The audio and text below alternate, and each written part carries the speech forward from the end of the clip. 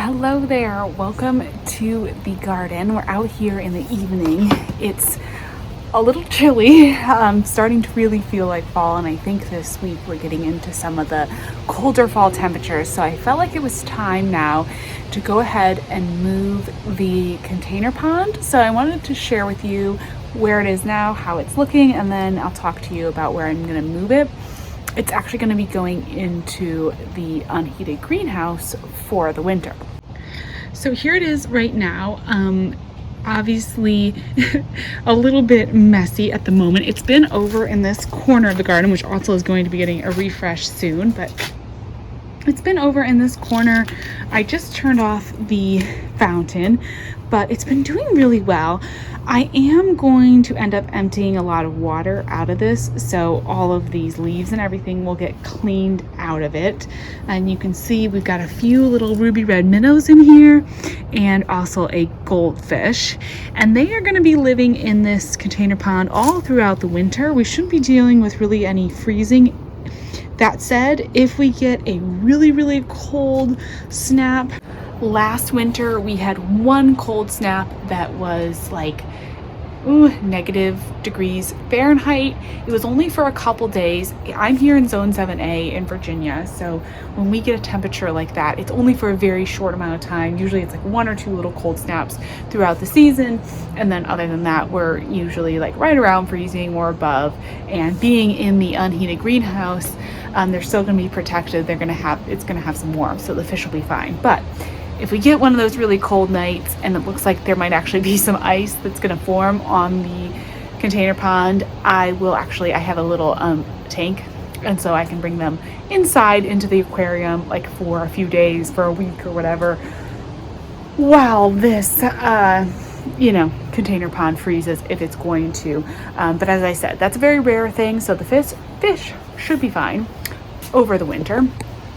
And the container pond is going to go into the unheated greenhouse, which the unheated greenhouse does not have the cover on it yet. So far we've been warm enough that I haven't wanted to put the cover on, although we are pretty soon going to have temperatures dipping into the 40s at night, so we'll be more around the temperature where I actually like to have the cover on there to provide a little extra warmth to all of the things growing in the greenhouse. But the cool thing about the container pond is that it's such a big container full of water that it actually helps to absorb some of the heat during the day, and then overnight it radiates that heat back out and helps to keep the unheated greenhouse above freezing.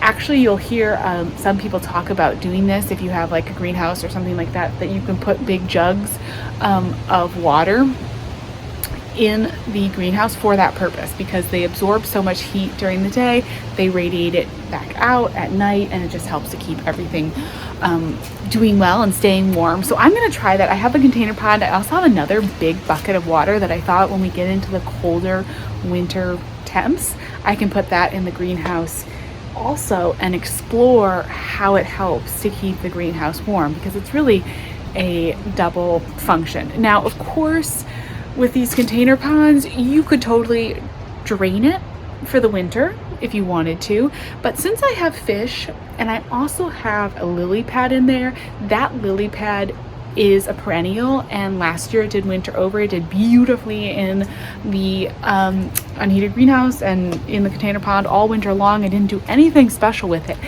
at all, so I want to keep water in there. I want to keep the container pond going, and I want to keep the fish happy. And it's easier for me if they stay in the container pond where they've been living. It's their home, and it's also easier for me than trying to bring them inside to the aquarium.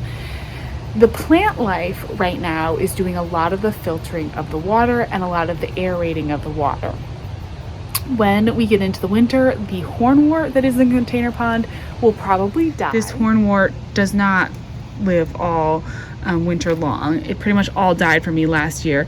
And the lily pad, which actually there you can see a couple of little lily pads, they kind of died back for the winter as well. So I am probably going to keep the fountain, which is off right now. I'm going to probably keep that on during the winter. I'm thinking to keep some water moving, also going to help with keeping this from freezing, and just make sure that the fish in there have enough oxygen in the water. And then what I may do, if I feel like it's getting too dirty, because right now the pond plants are also filtering the water a bit. What I can do in the winter is actually just clean this out, maybe like once a month or so, and that'll help to keep the water fresh too, so that we're not dealing with anything. I only have I think there's three fish in there, 3 or 4. So 3 minnows and the 1 goldfish. So it's not too many fish for this gallon. I mean, this is a half whiskey barrel, so I forget what the gallons are for a half whiskey barrel, but it's a lot of water. It's pretty big. I am gonna have to drain it a little bit to move it, because it's not gonna budge right now. But I'm gonna start by taking out the fountain, and then I will kind of clean out some of this stuff. I'll take these plants out, and then we'll move the whole container over to the greenhouse.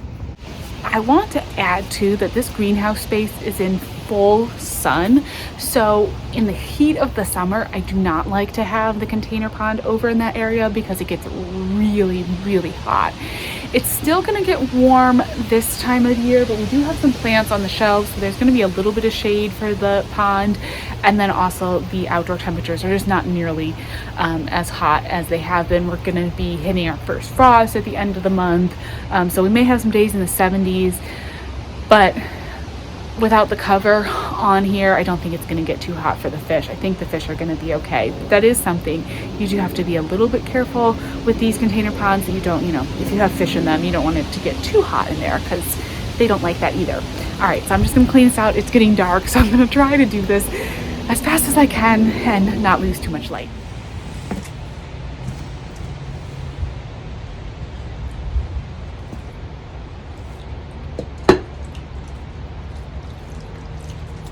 Don't want to take all these leaves with me. I want to try to get them out of the pond as much as possible.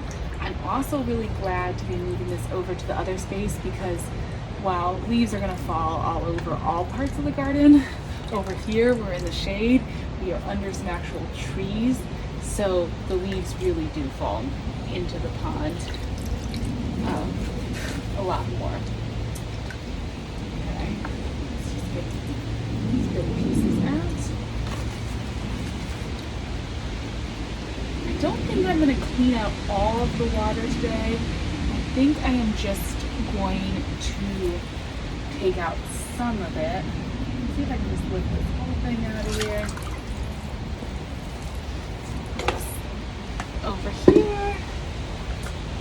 And then I'm just going to get a bucket and scoop out some of the water, just enough so that I can move the pond. Okay, let me find, let's see, this was already in here. There's a hole in it, but yeah.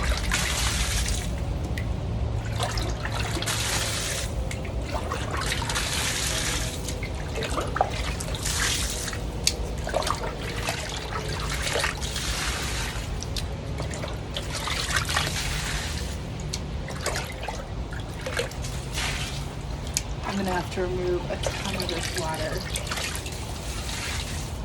because it's just so heavy.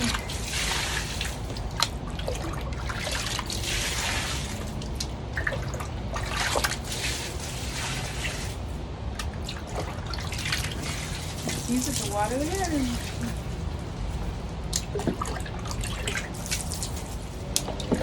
I have a pot over here that's really dry. So I figure this is a good opportunity.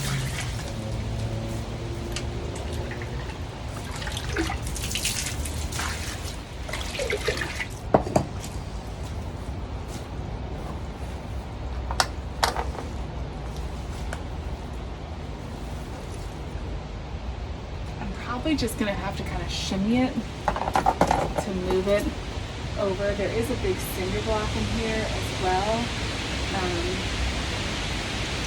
I'm going to try to leave it if I can for right now. So as I said, I'm not cleaning out the whole pond at this moment. We'll see.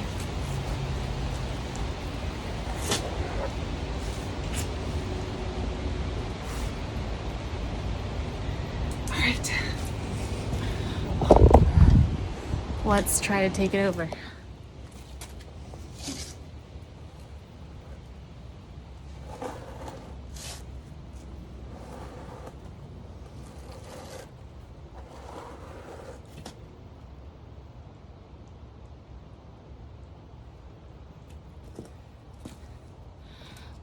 The water is really mucky, so now that I'm looking at it, I think I might just clean out the whole thing. All right, I've got this container here. I'm just gonna put some of this water in and try to put some of the plants in here, and we'll try to put some of the fish in here too.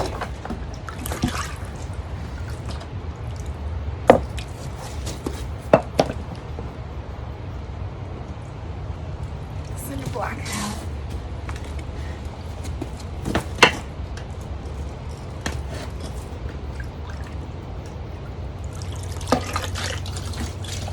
Let's see if I can catch the fish.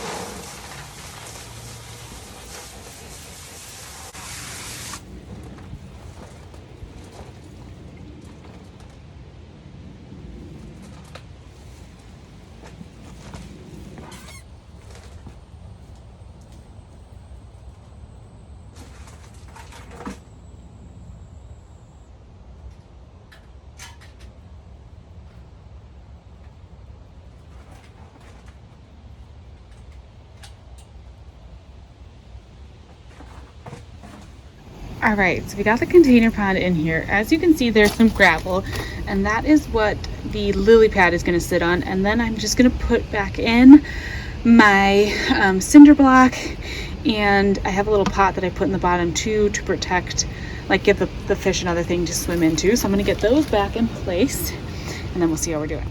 All right, there are all the pieces, and now I'm just gonna fill this thing up with water, and this might take a little while.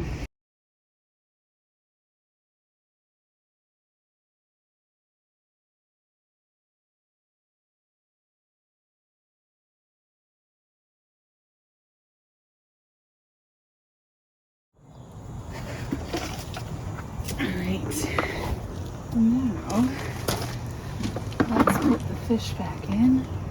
I'm going to start just by putting back all the hornwort that I had in here. The water looks a little murky, but it'll be good that it's all cleared out.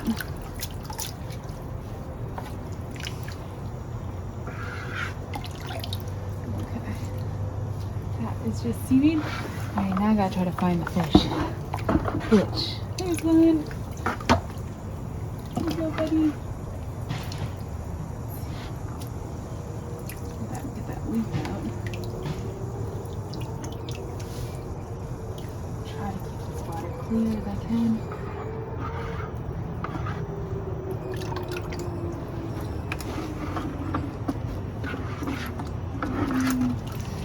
Go fish, get in there, buddy.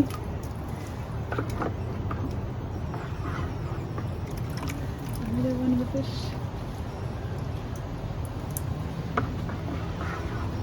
And the last one.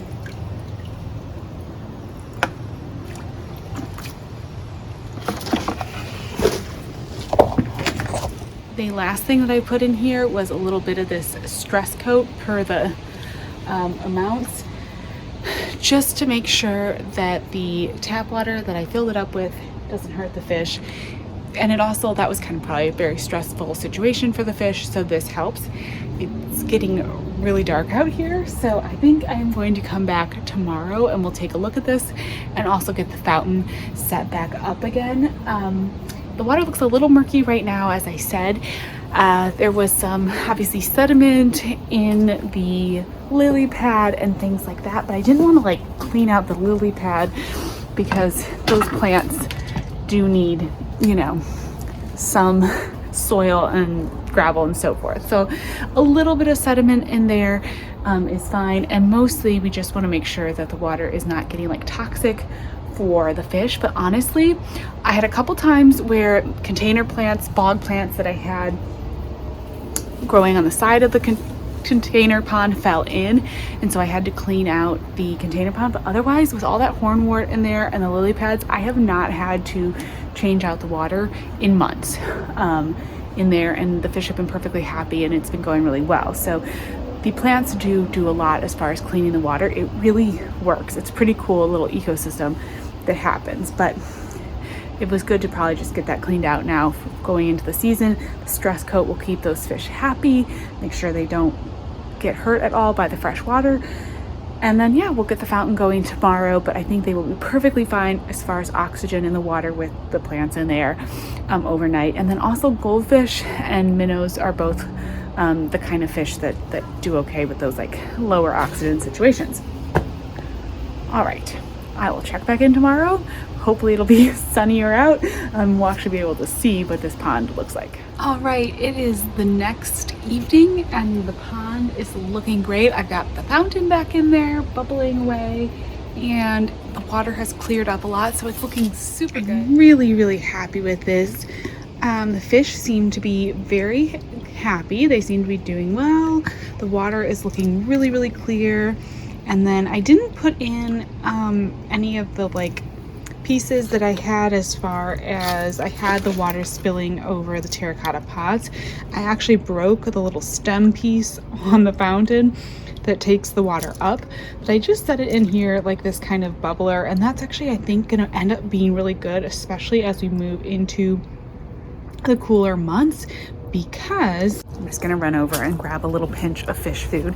I think that it's actually good not to have these terracotta pots doing their little fountain thing like I had it, because I was then thinking that if we do get any kind of ice or anything and any freezing in the top of the container pond, that might actually just end up damaging those terracotta pots. I think that the moving water will help to keep freezing from happening. And the ruby red minnows and the goldfish actually can handle like a little thin layer of ice. I would just come out and break it last year and they did great. But I just thought, you know, probably better not to have terracotta pots in there. I've done pretty well with my terracotta pots in the garden. I do get questions about this all the time. And usually I don't have them crack, but I think I had one or two last year because we had like a really, really cold snap that kind of hit the garden hard. But other than that, it's been fine. So let's just feed the fish, and then I think the container pond is all set up and we are ready to go at the end of the month or so. When we put the cover on it, it should be all good. Obviously you don't want to overfeed the fish, so I'm just gonna give them a little sprinkle. In the summer, I don't actually worry about feeding them too often because there's so many mosquito larvae and everything that get in the water, and part of the fish's purpose is actually to keep this from being a mosquito breeding ground. So I don't feed them that often, but there's less you know, insects around right now, so I think I'm gonna feed them a little bit. And I did just clean out all the water, so I think it's good. There they are. They're so cute. All right, it's getting chilly out here. I'm gonna water the garden quick and then head back inside, I think. Thank you so much for watching, and I'll talk to you again soon.